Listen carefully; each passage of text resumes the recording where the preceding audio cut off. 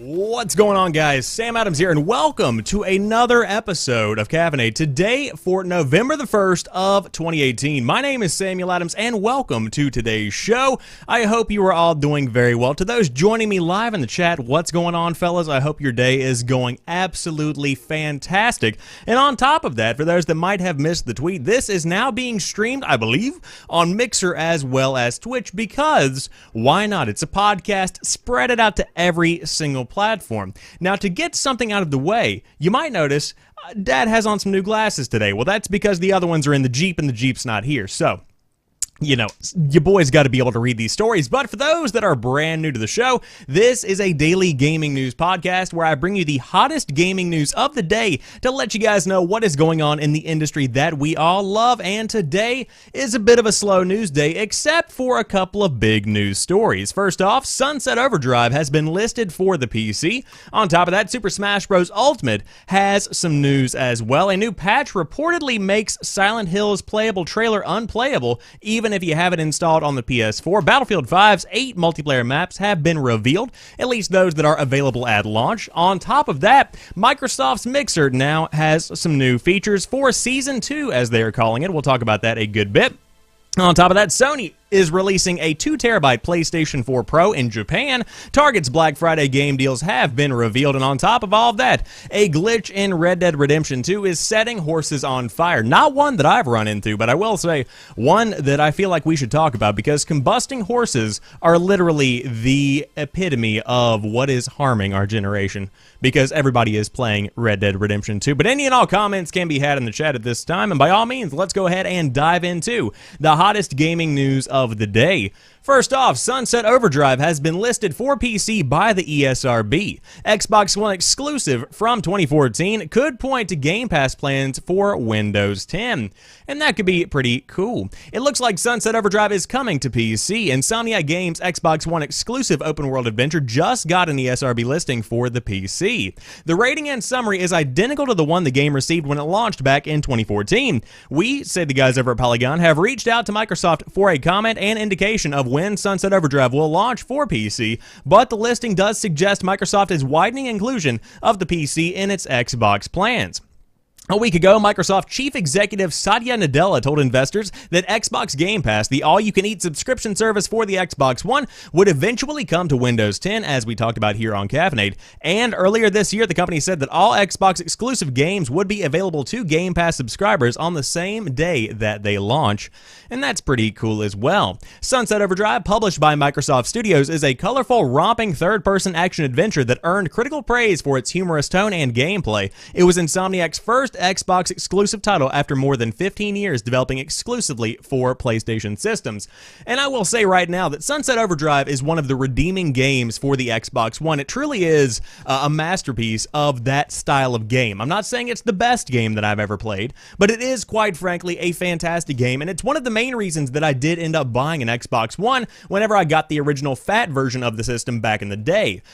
For a lot of people, it might not be what they want. For me, Sunset Overdrive is kind of a mixture of something alongside or along the lines of something like a Tony Hawk combined with the idea of a Jak and Daxter. It's a weird game, and so we will see what happens whenever it does end up launching at some point in the future, but it could be coming to PC as of right about now. Now, Alan in the chat says that game was pretty much a meta game, and indeed, I would agree as well. I think that for a lot of people, the overall idea of Sunset Overdrive was just to be a game that was so absolutely insane, so crazy, so brainy and zany and out there that you really can't help but admire what it actually is. I think it's fantastic, and I think that to be added to the PC lineup at all is something that could actually be a big benefit to the overall lineup on the PC when it comes to Microsoft's PC games. But on top of that, in addition to being on the PC, to be part of the Game Pass on PC stuff, that would be pretty impressive as well. So we'll see what happens with this if it does end up launching on the PC. But as for right now, I am pretty impressed with what I have seen so far with not only Xbox Game Pass, but also the stuff that is coming to Windows thanks to Microsoft, and they could be pretty cool as well. And again, it is a very meta kind of game. And of course, just judging by this screenshot, I mean, look at this. You know what this game is. It's something you have no idea what it is, and that's what makes it beautiful. That's what makes it beautiful. But moving on to the second story of the day, Super Smash Bros. Ultimate gets Incineroar, I believe is how you say that, Ken and Piranha Plant as brand new characters. Nintendo held a 40-minute Smash Bros. Ultimate presentation today, during which the company unveiled new combatants for the Switch platform fighter. Ken from Street Fighter and Incineroar from Pokemon. This brings the total to 74 playable characters straight out of the box. Ken will be an Echo Fighter for Ryu, meaning that he'll have a somewhat similar playstyle and moveset, though Nintendo notes he will be faster. Incineroar, meanwhile, will focus largely on grabs and throws as moves, and Ken's appearance is based on Super Street Fighter 2 Turbo on the Nintendo Switch. Smash Bros. Ultimate is set to release on December the 7th, and today marks the final Nintendo Direct showcase for the fighting game. Beyond including every single character that has ever appeared in Smash Bros., some of the new characters for this entry include Isabelle from Animal Crossing, Inkling from Splatoon, Ridley from Metroid, and King K. Rool from Donkey Kong. Also new, trophies are gone, but something called spirits are taking their place. Spirits offer a wide array of power-ups based on the character in question, which can hail from all sorts of Nintendo games. Spirits can be fed, evolved, and combined into teams. Ultimate will also include DLC, which apparently will have a totally new, never-before-seen character that are unique to Super Smash Bros. I should say characters. A downloadable pass will be available for $24.99, though Nintendo has not revealed what specifically this will actually include. Finally, as an early purchase bonus, Piranha Plant will be briefly available as a free playable character, though Nintendo notes that it likely won't be available until a few months after launch. If you include this bonus character and DLC fighters, the total comes out to 80 challengers, and that, my friends, is a very, very large number. And so, of course, here are a couple of screenshots of the Piranha Plant in action over here in Super Smash Bros. Ultimate, and I will say, it looks like a fun little addition to the game. Of course, the other character additions are cool as well, but overall, I just like the fact that the Piranha Plant is now officially a Super Smash Bros. Character. That is some fun stuff. Now, I will say, a lot of people were disappointed in this Nintendo Direct because, quite frankly, it was disappointing for Nintendo fans since it didn't really show off that much brand new news. When it came down to it, it wasn't something that was revolutionary or something that really changed the game in any way, shape, or form.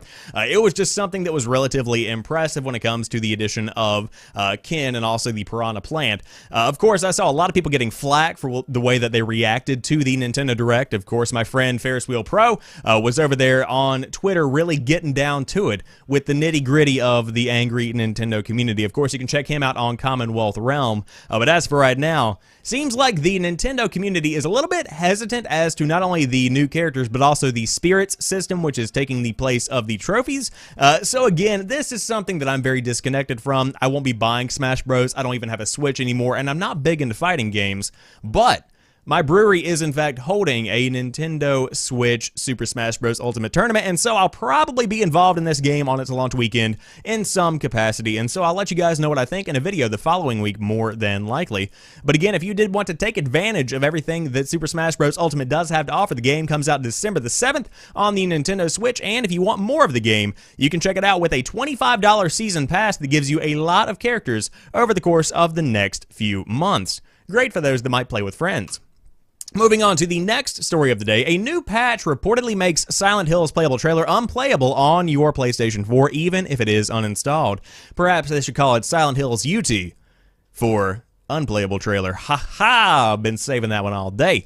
A report of a new patch rendering PT unplayable even if the game is already installed on your PS4 is circulating the internet. A Reddit post from user Populus Trico Capra, believes I said that name, was posted on r/Silent Hill a few days ago, claiming that they couldn't access PT, the playable teaser for the unreleased Silent Hills game, on their PS4 with an accompanying screenshot of the locked game. The picture shows that this is version 1.01 of PT, and that the latest update occurred on October the 22nd of 2018, and that the application is ineligible to start up.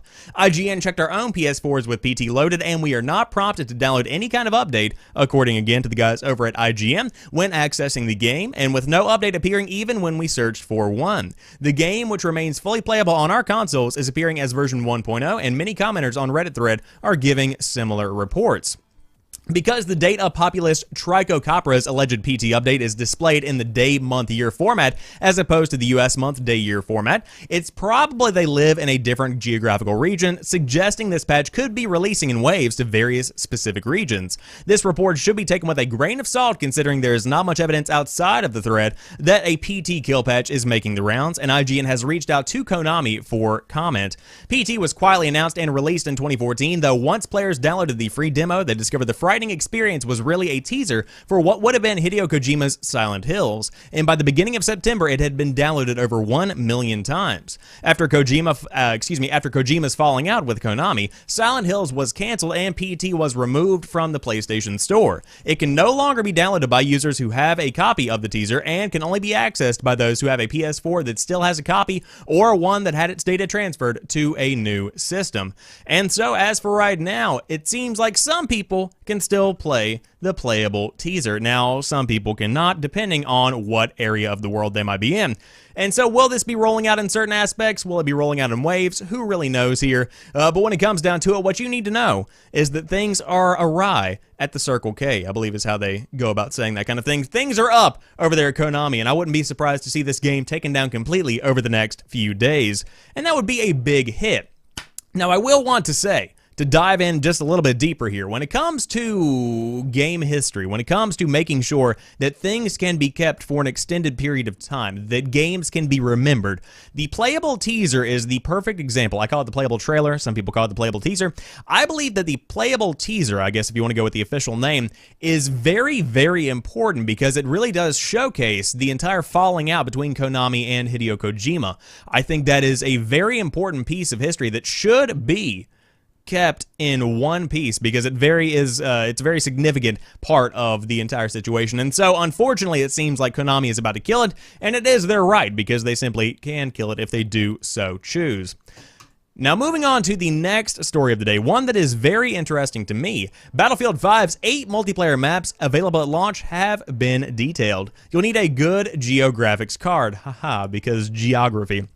We've already seen a couple of Battlefield 5 maps via the recent beta, but today we finally got our first look at the full selection which will be available at launch. In a short video, DICE revealed new details about 9 maps, 8 of which will be available at launch. Along with Rotterdam and Narvik, we also got an extended look at some of the other locations, which are looking pretty good if they do say so themselves over there at Eurogamer.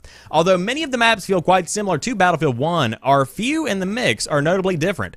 FGel 652, for instance, is set I guess is how you say that. For instance, is set at the top of a Nordic mountain. It will feature extreme dynamic weather, and players will have to capture ski areas. Sounds like a pretty intense après-ski party? Is that supposed to be a joke? What even is that? Twisted Steel, a map set in France, has the largest structure ever featured in a Battlefield game, a bridge which looks like it could function as a funnel to create intense battles. And perhaps the most interesting of all is Devastation, a map which is also set in Rotterdam, but later in the war after the catastrophic bombings. Pretty harrowing stuff, which I imagine will make for a great setting should it be used in one of the war stories. Beyond the maps available at launch, the video also shows a short clip of Panzerstorm, the first post-launch map available in the initial chapter of Tides of War. And of course, that is the name for the DLC that is to come. A few days ago, DICE also outlined its plans for Battlefield 5's currency and progression system, which it stressed will be cosmetics only and not pay to win. This seems to have gone down well with fans, and with the maps in the trailer looking pretty impressive, it seems things are on the up for Battlefield's image. And the question is now whether DICE can keep this up until Battlefield launches on several different days in November, depending on how much you want to pay. And so right now you've got a pretty good look at what you can expect from Battlefield 5. Again, I will say it once and I'll say it 1,000 times. Battlefield 5 is a really interesting game because I was so excited about it going into the hype season. You know, whenever it was first released or at least revealed and everybody was really getting excited about it, you do have this build up to this beta, and I got my hands on it, and overall I just didn't feel the game. It just didn't feel good to me. And it's not something I want to play on day day one. I'm not actively dying to play this, and it is something I might get later on. But as for right now, between Black Ops 4 and between Ring of Elysium and, of course, with Red Dead Redemption 2, there's just no reason for me to dive into this game on day one. Will I rent it? Perhaps. Will I give it a shot later on? Definitely, because Battlefield is doing this game justice by getting rid of a ton of the DLC setups that they've had in the past and really trying new ideas with this. And it could go over very, very well. Now, I will say the map design so far looks pretty impressive. I think it could be a pretty good fit for a Battlefield game, and it's one that I'm excited to see if it does, in fact, end up functioning in the way that they do intend. But again, this bridge combat looks fantastic. I'm really enjoying it. And again, I cannot wait to see the Battle Royale mode that is going to be coming to the game early in 2019. That could be a game changer for a lot of people, depending on how they end up going about doing a Battle Royale mode. Sounds like it's going to be a bit different than PUBG or Blackout in Black Ops 4. So we'll see what happens with this one, but again, the game is launching in just a couple of weeks in the middle of November, and it could be your favorite game of the year. It could be a flop. Who really knows what's going to happen? But again, I will reiterate, the entire DLC for the entirety of the game is going to be free, and that, my friends, is really, really, really cool. But moving on to something that is Mixer related, Microsoft's game streaming service Mixer adds more ways for streamers to make money. Microsoft today is rolling out a new version of its game streaming service Mixer, which it's calling Season 2, to reflect the fact that the changes are ongoing, not a day one release. The company says it's specifically investing in new areas around expression, monetization, and creator communities. The first of these, called Skills, are focusing on giving users more ways to participate in chats with stickers and GIFs, and other screen effects that remind you a bit of those you'd find on iMessage. For example, there are celebratory fireworks and confetti to be tossed around, as well as a beach ball that the community members can keep bouncing. Streamers will like these too, as it helps them make money. Every time you use a skill on a partner's channel, it supports that partner financially, Microsoft says. It also says the selection of skills will be updated regularly going forward. And here's kind of an idea of what the UI will look like for this. Again, it's something that's pretty impressive, I suppose. Again, it is pre-alpha footage, but it's really interesting to see how this entire thing is going down. Another addition is a way to support favorite streamers via Sparks, which are earned by watching streams. These can then be spent on skills and help partnered streamers reach milestones that translate to cash payouts. And so essentially what that paragraph says right there is that you can support a streamer financially by watching their stream. No purchasing of bits, no buying of subscriptions necessarily. You can do a lot of different things, but essentially just watching the streams and earning Sparks gives people a bit of a benefit. Some high-value skills will be purchased using a new virtual currency, Mixer Embers. These are a next step up from Sparks and gives fans favorite streamers direct financial rewards.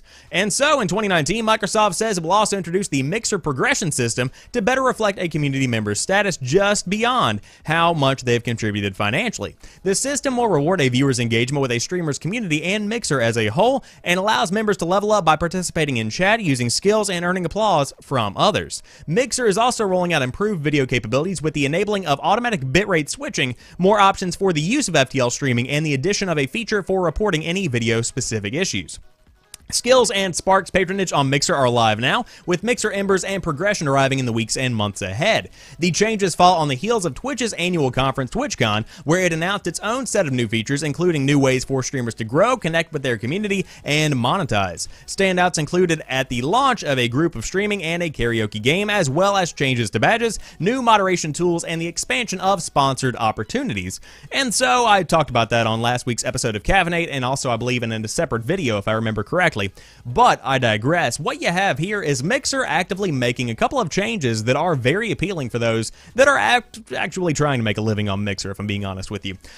I wrote an article a couple of weeks back talking about Mixer and the situation that many creators are finding themselves in, where Mixer just isn't a viable option. It's not really showing great signs of growth. It's a very strange platform, and one that is in a very dependent time, a crossroads, if you will, for the future of the platform. Of course, Twitch is winning, if you want to call it winning, by leaps and bounds just because of the viewership, of the popularity, and also of the content. I will say that there is a lot of content on Twitch that is absolutely incredible when it comes down to it, as compared to that of Mixer. And that's just because Twitch is, quite frankly, more popular as of right now.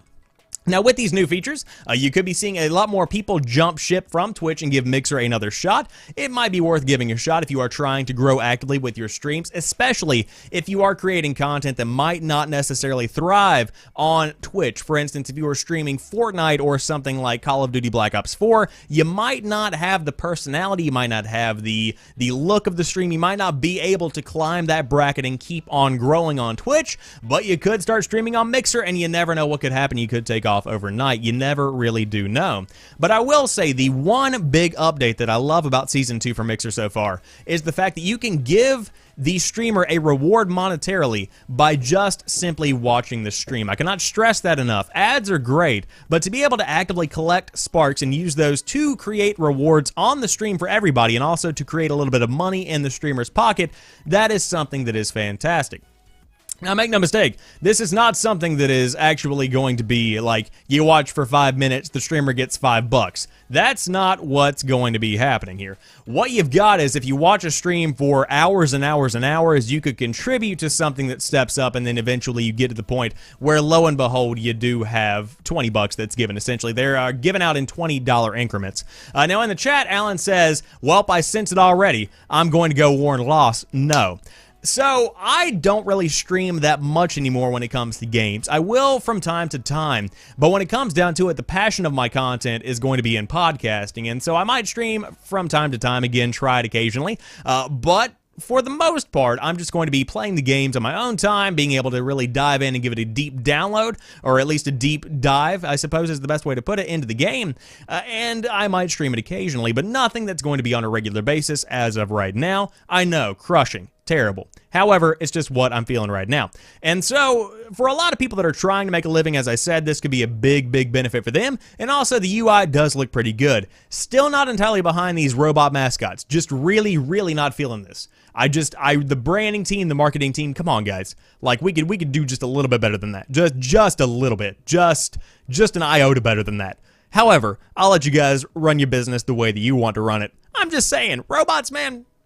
Robots. However, moving on to the next story of the day, Sony is releasing a 2TB PlayStation 4 Pro in Japan.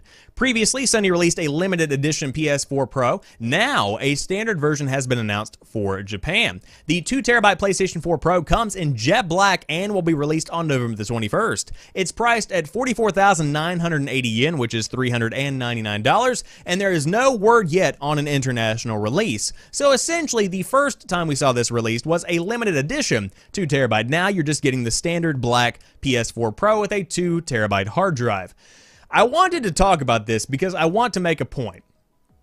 You do not, I repeat, you do not need to upgrade your system to get more memory.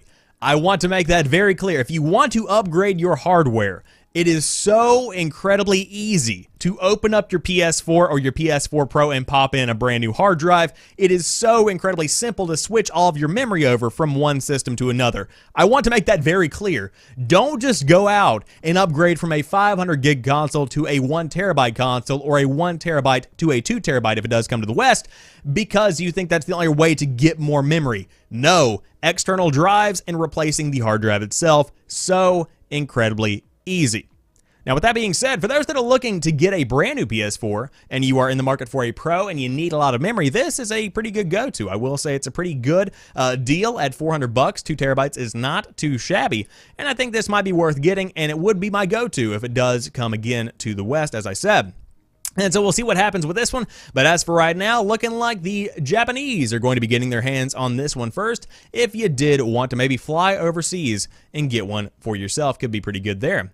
However, speaking of good deals, Target's Black Friday game deals offer discounts on recent hits and platform exclusives. They look pretty good. If you thought Christmas creep was bad, just wait until Black Friday Mania takes over the entirety of November. And it already has. All the best Black Friday game deals are gearing up for November the 23rd, but Target wanted to get ahead of the pack, announcing a host of tempting US game deals in its latest virtual catalog. Headliners include a 1TB PS4 with Spider-Man, a big discount on the very recent Soul Calibur 6, God of War going for $25, and the recent Forza Horizon 4 at $35. The pictures in Target's promo materials sure sure are teeny tiny. So to save you some eye strain, we have listed all the announced deals below, listed by platform for your convenience. And keep in mind there may be more deals announced in the weeks to come. The fine print on the ad reads games shown and more. And the best deals are in bold. So see what strikes your fancy, then gird yourself for the sales frenzy coming later on this month. And so, let's go ahead and dive into it because Black Friday is my favorite holiday. Let me make that very clear. So, diving into what Target has to offer as of right now. You've got Doom for 15 bucks. Sort of good deal, not really. Wolfenstein 2, 15 bucks, fantastic deal. God of War, of course, 25 bucks, great. Detroit Become Human and Dragon Ball FighterZ both at 25 bucks a piece. Shadow of the Tomb Raider, 30 bucks. Soul Calibur 6, again, as we said, 35. Black Ops 4, 45 bucks. That's a fantastic deal. And, of course, the 1 terabyte PS4 with Spider-Man for $200. That is not too shabby. Now, Alan in the chat makes a really good point and says Forza Horizon 4 is on Game Pass. So don't go digging in and getting that game for 35 bucks if you've already got Game Pass. Make sure that you take advantage of that to the fullest of its potential. Now, I will also say a PS4 VR headset, the PSVR, with Creed Rise to Glory and Superhot is at 250 bucks. That's not too shabby right there. Now, moving on to what the Xbox One has to offer here. You've got PUBG for 15 bucks. The Elder Scrolls V Skyrim Special Edition for 15 as well. Fallout 4's Game of the Year Edition is 30 bucks, a bit overpriced there. Assassin's Creed Odyssey is 35 bucks, and of course, diving more into it, Sea of Thieves, 35 bucks, again on the Game Pass. A lot of these games are kind of nullified in their usefulness as far as physical copies go. Now, when it comes to Nintendo, let's see what happens here. Mario plus Rabbids Kingdom Battle for 25 bucks. Fun fact, same price I got it for last year. Crash Bandicoot's Insane Trilogy for $25. Just Dance 2019, $25. Nintendo 2DS with a Super Mario Maker bundle. That could be pretty good at 80 bucks. That is a go-to for many parents because the 3DS and the 2DS lineup is fantastic. Tons of games there if you did want to dive into a backlog. And of course, the brand new Starlink Battle for Atlas with the Star Fox bundle for 40 bucks is not too shabby either. A pretty fun Toys to Life game. Now, Alan also says, went from trampling people to staying home and browsing websites. You're not wrong about that, my friend. You are not wrong in the slightest. And that's exactly what I'm going to be doing on November the 23rd. Now, of course, if you did want to dive into it, I'm sure the doors are going to be busting very early in the day. And so you better be ready. You better eat early on Thanksgiving because you are going to need it. I believe doors open at 5 p.m. on Thanksgiving. And that, my friends, is absolutely ridiculous. I don't believe that any kind of employee should be subject to that kind of abuse. But of course, I'm going to take advantage of it and probably buy many things. Just kidding, maybe not. Now, of course, I do Black Friday coverage on the channel, youtube.com/SamuelAdamsMedia. Pretty much every year, I've always done kind of a deep dive into it, letting you know what games are worth going after, where you should be looking. And of course, that is not going to change. Plenty of news coming out around Black Friday over the next few months. And I'll let you guys know what is going on with that. But to round out today's show, a glitch in Red Dead Redemption 2 is setting everybody's horses on fire. Horses are spontaneously combusting in Red Dead Redemption 2, and it's due to a glitch associated with a specific road. As reported by The Verge, the road is just outside the town of Rhodes and is riddled with invisible fire. Once objects or creatures, including horses and humans, come to contact with it, they begin burning. Yeah, because of this, multiple NPCs wander onto the road unwittingly, ultimately resulting in piles of burned horses. Fans all over began uploading videos of this bizarre occurrence on social media, some amused and some horrified, but it all occurred on the same road. Odd black spots can also pop up and objects can regularly clip through the ground. Apparently, it is a side effect of this glitch. And so you have tons of videos about the entire burning fires of the road outside of Rhodes. And so, of course, you can check that out for yourself. I'm sure it will be patched. But man, funny to see people and horses just randomly combusting. Who would have thought that would actually happen? Games with all their glitches. Like Fallout 76.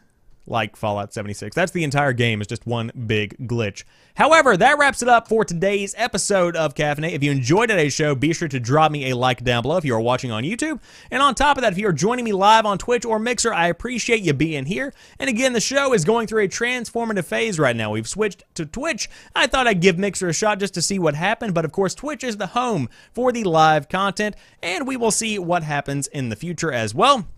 But the show is always going to be uploaded to youtube.com/Samuel Adams Media and on podcast services like anchor.fm/Samuel Adams that has tons of links to a ton of different platforms. But as for right now, if you made it to the end of the show, I appreciate you very much, and I will be back tomorrow for another episode of Caffeinate right here on twitch.tv/Samuel Adams Live. I appreciate you very much. Have a fantastic rest of the night, and peace.